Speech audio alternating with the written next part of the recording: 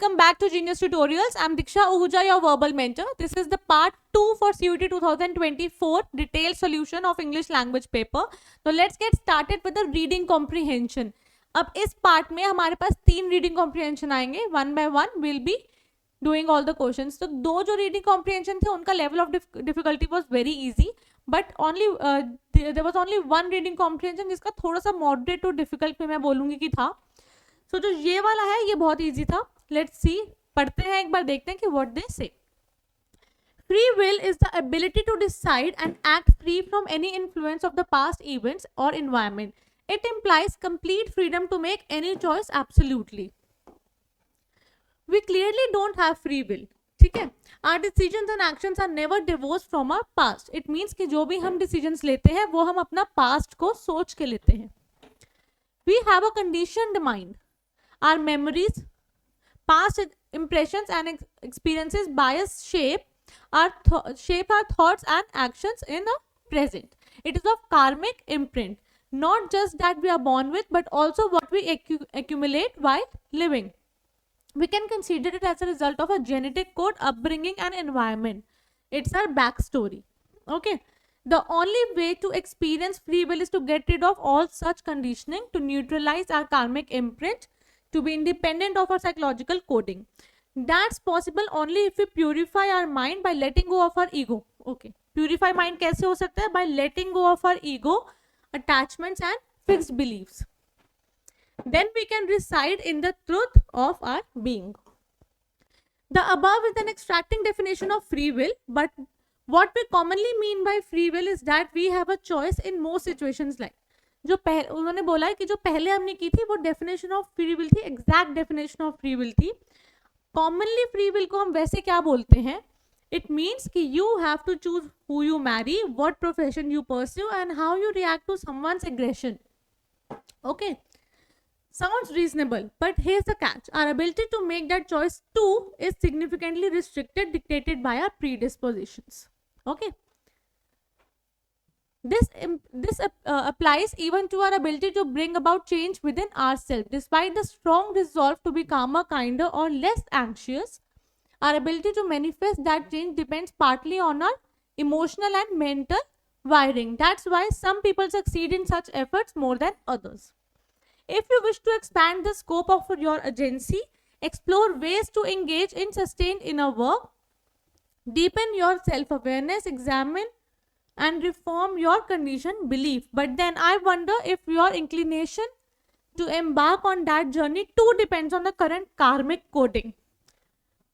Karmic basically क्या होता है? Karmic मतलब जो हमारे कर्म है ना? पहला क्वेश्चन पढ़ते हैं, इसमें क्या है? You have to fill in the blank with the correct option to complete the sentence. The author argues that humans don't have free will because humans के बाद free will नहीं होती क्योंकि our decisions are shaped by past events and environmental influences. We are born with predetermined choices that we are forced to make. We are always dictated by our mind to make irrational choices. Human beings are born slaves of social construct and expectations. अब हमें clearly देख के पता चल रहा है we are always dictated by our minds to make irrational choices. ऐसा तो नहीं होता, ये factually भी correct नहीं और nor does it mention in the passage, है ना? तो ये नहीं हो सकता. Human beings are born slaves of social constructs and expectations. Slaves ऐसा कहाँ mention किया passage में? नहीं किया. We are born with predetermined choices that we are forced to make. ऐसा होता है क्या? No. Our decisions are shaped by past events and environmental influences. Past event की बात बिल्कुल की है कि वो हमारे karmic imprints होते हैं, है ना? And our environmental influences कि हमें बाहर से और क्या influence आ रहा है. So option number A over here will be your correct answer. Next, fill in the blank with the correct option. Karmic imprint refer to in the passage implies. Karmic imprint का क्या मतलब होता है? The ability to bring about change in oneself, our genetic code, upbringing and environment, the truth of our being, our individuality, the wrongdoing and vices of our past life. अब कार्मिक जहाँ आ जाता है, कर्म जहाँ आ जाता है, वो हमारे पास्ट लाइफ से रिलेटेड होते हैं. So clearly your answer will be option number D, क्योंकि यहाँ पे हमें पास्ट लाइफ से रिलेटेड दे रखा है. तो option D over here is the correct answer. Next, free will can be experienced if free will कैसे experience कर सकते हैं? We embrace our past experiences and conditioning. We make choices without considering the consequences. ये तो बिल्कुल भी नहीं हो सकता कि हम वो choices करें without considering the consequences. This is not mentioned in the passage और जो वैसे भी correct नहीं है. It is not factually correct as well. Incorrect. We let go of our ego attachment and fixed belief. है ना? This is correct और ये mention कर रखा है passage में clearly. We accumulate more and more karmic imprints. No. So only option number C over here is the correct answer to this question. Free will can be experienced if we let go of our ego. So option C यहाँ पे correct है. Next, the author proves that the idea of free will is a myth by suggesting that our ability to make a choice is restricted by our predispositions. बिल्कुल ठीक है, ये ठीक लग रहा है क्योंकि क्लियरली मेंशन कर रखा है कि फ्री विल मिथ क्यों है, क्योंकि हमारी एबिलिटी जो है वो रिस्ट्रिक्टेड है ना, कि हम फ्री विल जो है वो नहीं चूज कर रहे हैं क्योंकि हम रिस्ट्रिक्टेड माइंड से सोचते हैं. We are unable to bring a change in ourself. नहीं, हम क्यों नहीं ला सकते चेंज अपने अंदर? भाई बिल्कुल ला सकते हैं. Our choices are solely guided by the current environment. Our choices are completely independent of our past events and our genetic code. No, free will is a myth suggest इसलिए कर रहा है वो क्योंकि our ability to make a choice is restricted by our dispositions. यही clearly passage में mention है regarding the myth part. Okay, तो option number A over here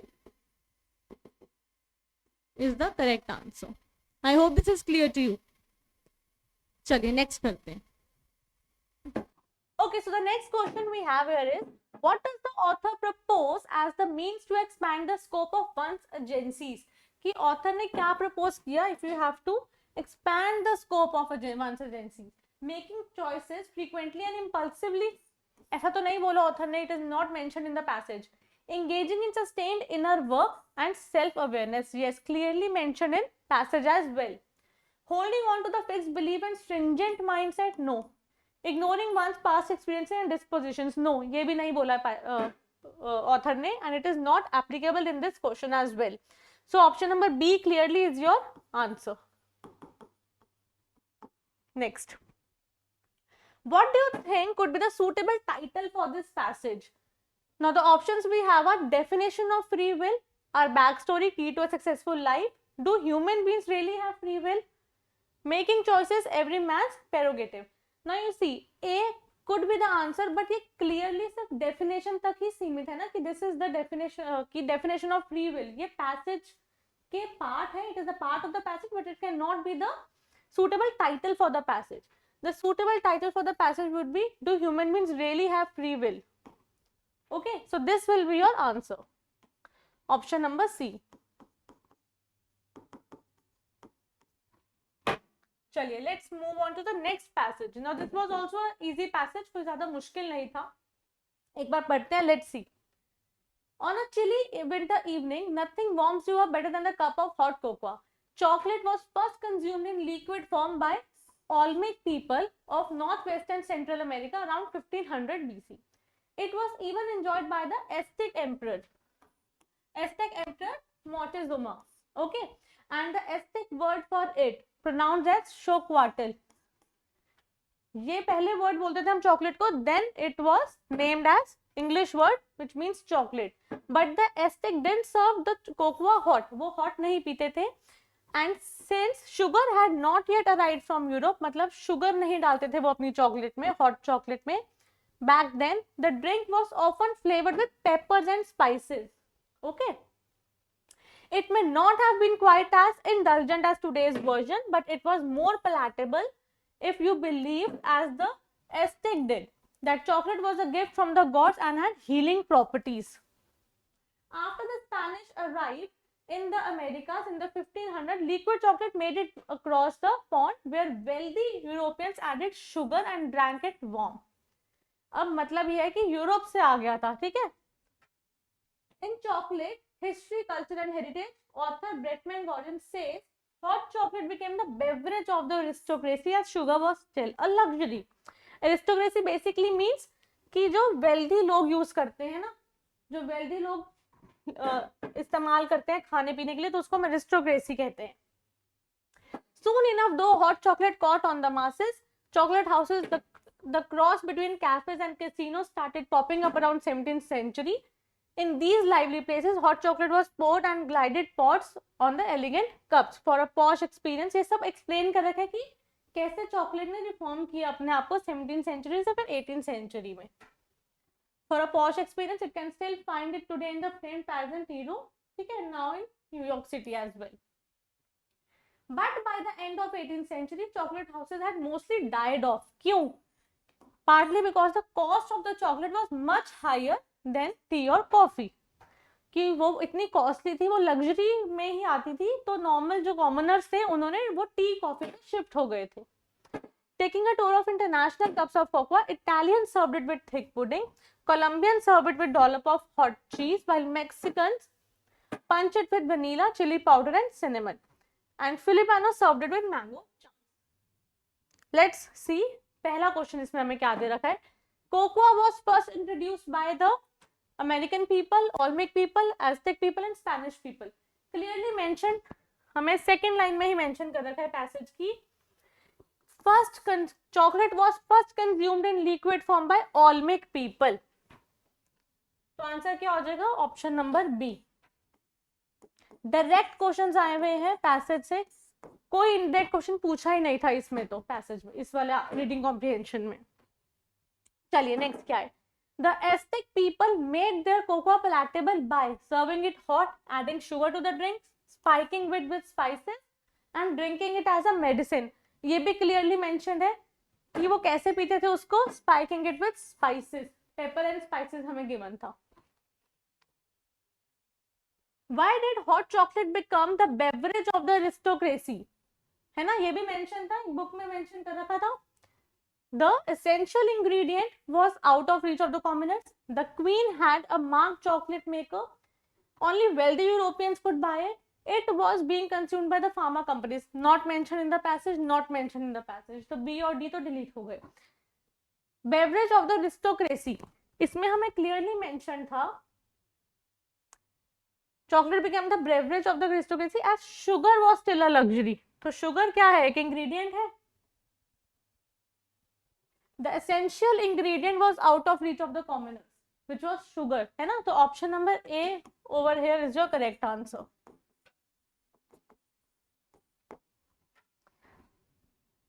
Next, the chocolate houses didn't survive past the 18th century. वो नहीं survive किए क्योंकि people prefer tea, coffee over hot chocolate.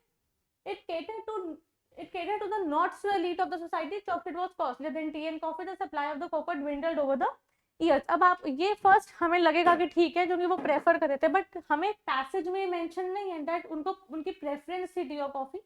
उनको choose करना पड़ा because chocolate was costlier then T और coffee. So option number C over here will be your correct answer, directly mentioned in the passage as well. Next, choose the correct statement from the following. Italians serve hot chocolate flavored with spices. Mexicans serve hot chocolate topped with dollop of cream. Colombians serve with the dollop of cheese and Filipinos served it with peppers. अब ये भी clearly mentioned है, हम एक बार check कर लेते हैं. Okay. Italians ने किया था थिक पुडिंग के साथ, ये नहीं दे रखा हमें. Colombian serve with dollop of cheese, ये हमें दे रखा है. मैक्सिकन करते हैं वनीला चिली पाउडर के साथ. Filipinos with mango chunks. तो ऑप्शन नंबर सी यहाँ पे ठीक है. Colombian serve it with dollop of cheese. तो option number C over here is your correct answer. अगर एक बार आप रीडिंग कॉम्प्रिहेंशन अच्छे से पढ़ लो तो आपके सारे आंसर विद इन 5 मिनट्स आप में कर सकते हो ये पूरा reading comprehension. It was very easy. Soon enough though hot chocolate caught on with the masses. अब आप ये लाइन पढ़ के हम बता सकते हैं कि इसमें caught on it is a phrasal verb and what does this mean is कि बहुत ज्यादा पॉपुलर हो जाना है. तो was readily available in cafes? No. Become popular among the commoners? Correct. Hot chocolate did not appeal the people? No. Masses got attracted to the rich experience of drinking hot chocolate? No. तो इसका answer caught on basically means किसी चीज को popular कर देना, है ना, hit हो जाना. सून enough though hot chocolate popular हो गई मासेस के बीच में। तो यहाँ पे भी ऑप्शन नंबर बी आपका करेक्ट आंसर है, became popular among the masses. Okay, so the next comprehension we have here is about the coffee. Now this was a slight difficult comprehension as compared to the other two, but अगर आप अच्छे से एक बार comprehension पढ़ लोगे तो आप इसके questions बहुत easy आए हुए थे, ठीक है? So let's get started with it. Coffee's genetic makeup is no trivial concern. 10 million tons of the crop were grown and sold in 2022 and 23. The coffee that we drink comes from two species, cotton Canephora, which is also known as Robusta, and coffee Arabica, known as Arabica. In many cases, beans from the two species are blended to make a brew. अब ये ध्यान से पढ़ना, beans दो species को combine करके बनाई जाती है, but the beans of single species are also roasted and sold. दो से भी बन सकती है, एक से भी बन सकती है. Overall, Arabica beans represent around 56% of the coffee sold. Most genetic variation in living organisms come from hybridization with other species. However, this is a relatively rare event for coffee Arabica because it has more than 2 copies of each chromosome, a phenomenon called polyploidy. Coffee Canephora has 2 species of each chromosome, but coffee Arabica contains multiple copies. Okay. This makes it much more difficult for Arabica to interbreed with other species. It makes it difficult. ठीक है? As a result, coffee Arabica's main source of single nucleotide variation is mutation, which occurs at a steady rate over time. However, the species is also relatively young, having formed as a hybrid of Robusta and coffee eugenioids. Okay, now this is another species of coffee. Another coffee species that is not widely cultivated within the 50,000 years. It is not cultivated. इतनी hit नहीं है ना, common नहीं है. From that single plant, which has basically no variation, you create a whole species, and then the variation is only the novel mutation that has occurred since the past event. Despite this, there is substantial variation into the physical characteristics of Arabica coffee plant, including different flavor profile of the beans and variations in disease resistance. Says कौन बोल रहा है ये सारी बात? Emeritus Genetist Juan Medrano at the UC Davis Coffee Center at the University of California, Davis. Okay. अब वो कह क्या रहे हैं? We are always talking about the low variability at the DNA level. हम सिर्फ बात करते हैं DNA level की, but there is variability at the structural level, chromosomal level, and the deletions and insertions. Okay. Now the first question based on the reading comprehension we have is, which of the following varieties of coffee is most sold in the world? Coffee Canephora, coffee Arabica, coffee eugenioids, and the blend of the coffee Canephora and Arabica. Now it is clearly mentioned in the passage कि coffee Arabica beans represent around 56% of the coffee sold. It means सबसे common और सबसे ज़्यादा sell होने वाली coffee is coffee Arabica. So option number B over here is the correct answer. ठीक है? Next thing. Next we have, which of the following species of coffee has more than 2 copies of each chromosome? Now this is also the direct question from the passage. देखो यहाँ पे हमें clearly mention था कि coffee Arabica has more than 2 copies and coffee Canephora के पास सिर्फ 2 copies of each chromosome. It means option number A Arabica is your answer, क्योंकि इसके पास more than 2 chromosomes है. तो option number A is the correct answer. Next, which of the following statement is true about coffee Arabica? इनमें से कौन सा true है? ठीक कौन सा है? Hybridization is the main source of its genetic variation. It has only 2 copies of each chromosome. नहीं, इसके पास तो 2 से ज़्यादा है, तो this is incorrect. It displays the phenomenon of polyploidy. Now this is correct. It is easily interbred with the other species. No, तो बोला कि it is difficult for them to interbred with other species. So it means option number C over here is the only correct option. Next, which of the following species of coffee developed only in the last 50,000 years? It is coffee eugenioids. ये भी clearly mentioned है passage में. ये देखो, coffee eugenioids, another coffee species that is not widely cultivated within the past 50,000 years. Clearly mentioned था. ठीक है. Next, which of the following types of variability is not very high for coffee arabica? Now see, ये तीनों mention है, structure level, chromosomal level and deletion and insertion level. ये highly it is variability जो high है coffee arabica में, but variability at the DNA level mention नहीं है. तो ऑप्शन नंबर डी हमारा यहाँ पे आंसर हो जाएगा. बाकी तीनों मेंशन कर रखी है पैसेज में. Okay. Choose the statement that is factually incorrect from the options given below. It is possible to roast the beans of the single species of coffee. Yes, it is possible, and it is mentioned. Two species of the coffee can be blended to make a brew. Yes, it is possible and also mentioned. Due to its genetic makeup, novel mutations do not occur in the species Coffea arabica. Now, this is not mentioned in the passage कि do not occur. ठीक है. Variation in disease resistance can be seen in arabica coffee plant mentioned. तो सिर्फ C जो है वो mention नहीं है, which is your correct answer. Answer number C.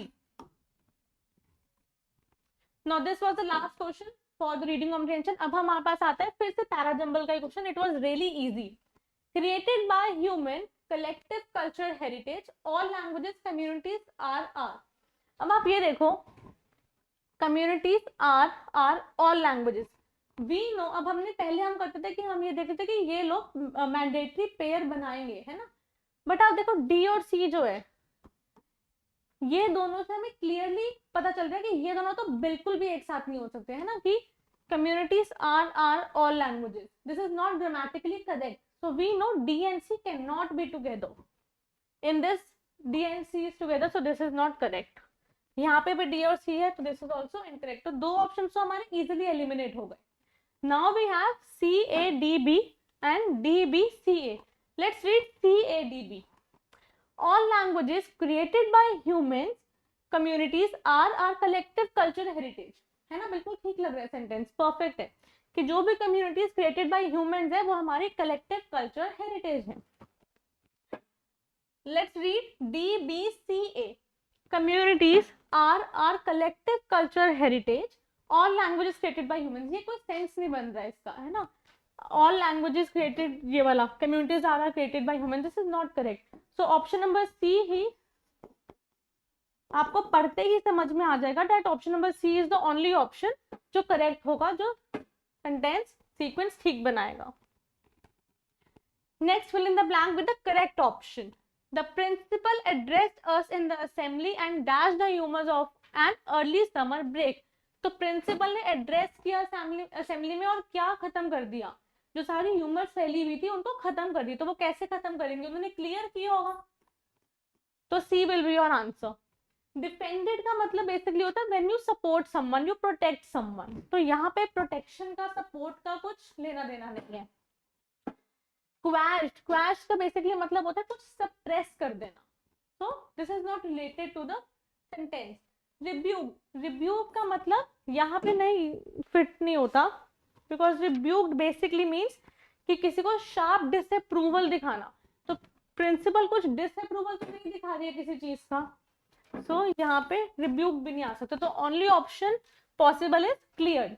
Address us in the assembly and clear the humors of an early summer break. Next, let's see next question क्या कह रहा है. Now we have sentences and we have phrasal verbs. Just give me a minute.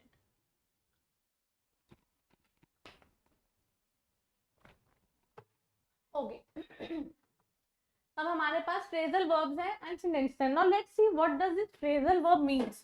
Give away. Give away का meaning क्या होता है? Give away basically means when you give away something, कि तुमने किसी को फ्री में दे दिया कोई चीज, है ना, कि हमने गिव अवे कर दिया फॉर गिफ्टिंग पर्पस या कुछ भी, you just give away that. Cut down basically means कि आपने किसी चीज को कम कर दिया, राइट. वी से कि हमने साइज, अमाउंट, नंबर, किसी चीज में किसी को कम कर देना, डिक्रीज कर देना, is cutting down. Next is cut up in basically means when you're upset, when you upset someone emotionally, है ना, तुमने किसी को emotionally upset कर दिया बहुत ज्यादा, तो that is cut up. give in means you surrender, हमने किसी चीज में surrender कर दिया, तो that is given. अब हम sentences पढ़ते हैं. she was very dashed with him for his offensive remarks on women in politics. वो क्या थी? She was very upset with him. It means she was very cut up. I have plenty of interesting books to dash to book lovers. To give away हो सकता है ना, gift कर दिया. So to give away. Strange that people easily dash to temptation and ruin their reputation. क्या करेंगे? Easily dash to temptation, give in. Surrender कर देते हैं अपनी टेम्पटेशन पे और फिर उनकी रेपुटेशन रुइन हो जाती है. Rahul is trying to dash on his smoking. Smoking कम करना चाह रहा है, कट डाउन करना चाह रहा है ना, डिक्रीज इन नंबर कर रहा है. So it will be cut down. So let's see which option will be correct over here. A का हमारे पास है कट अप, ए का 3 which is only option number D.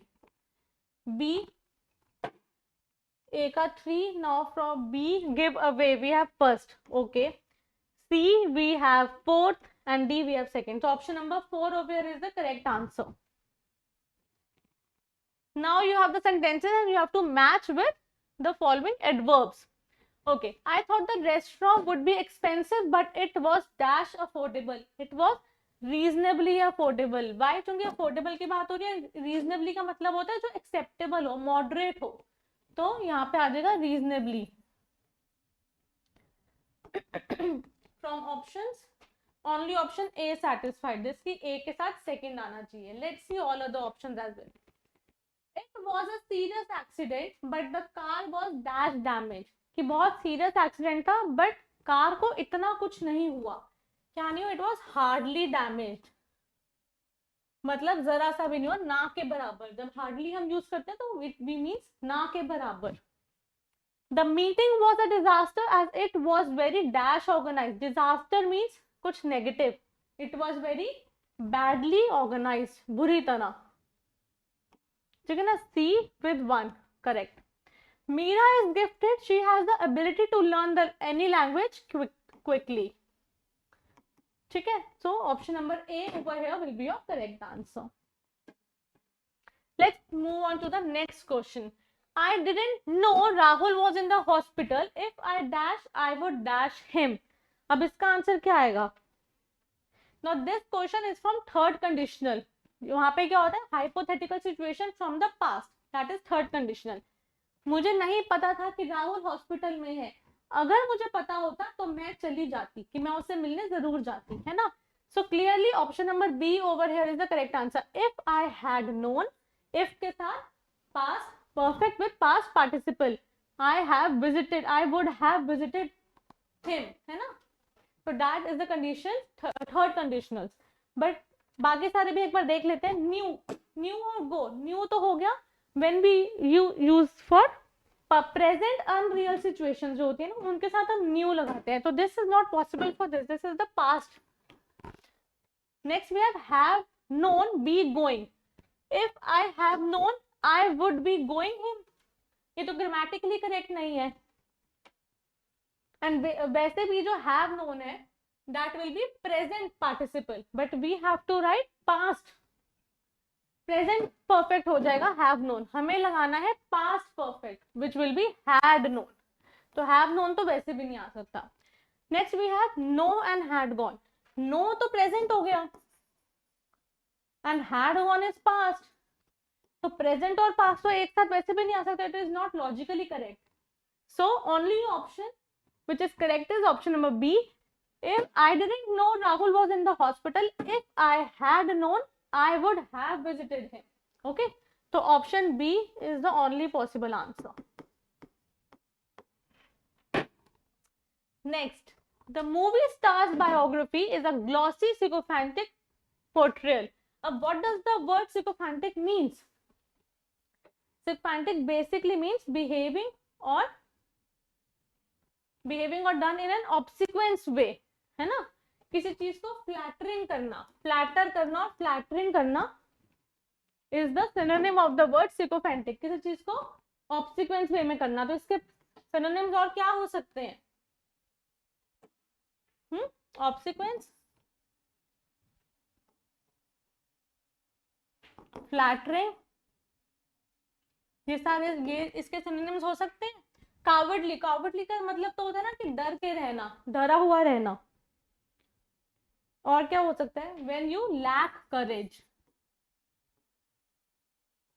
That is coward, you are coward, कि हम डर रहे हैं किसी चीज से।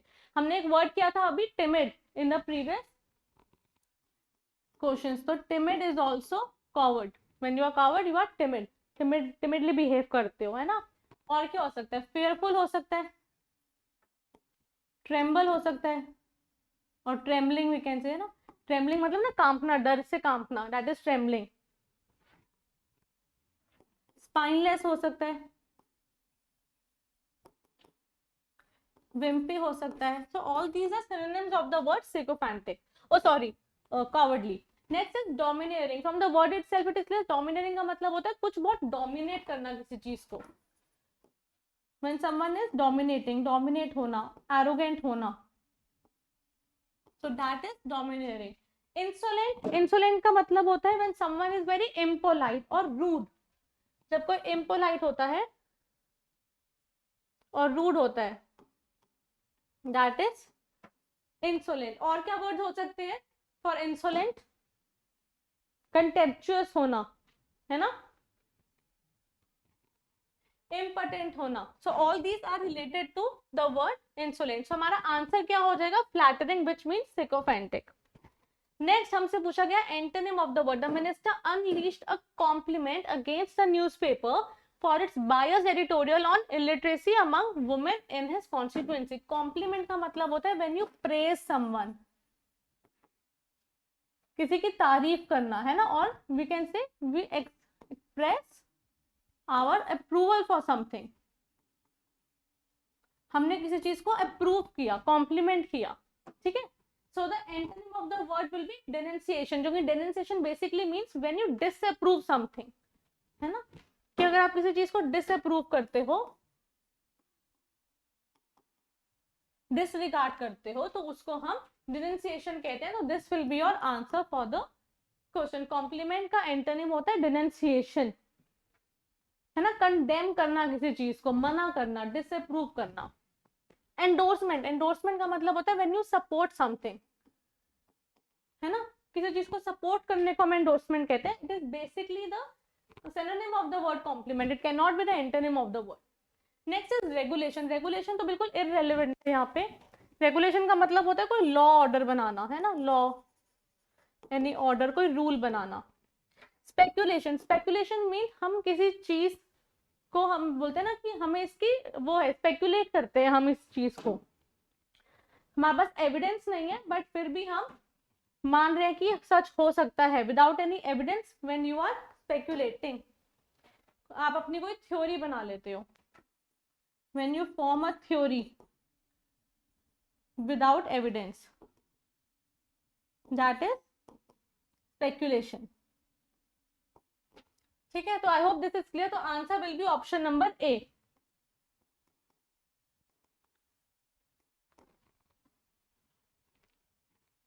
Okay, so this was the end of CUET 2024 English language paper. If you have any queries, you can comment down. कुछ भी आपको अपनी preparation से regarding कुछ issue आता है, कुछ query आती है, you can obviously contact us. And thank you so much. 2025 preparation के लिए बिल्कुल तैयार है ना, vocabulary अच्छे से करना, synonyms, antonyms are very important, parajumbles are very important, दो वो easy आते हैं, but make sure आपकी practice बहुत अच्छे से हो. Thank you.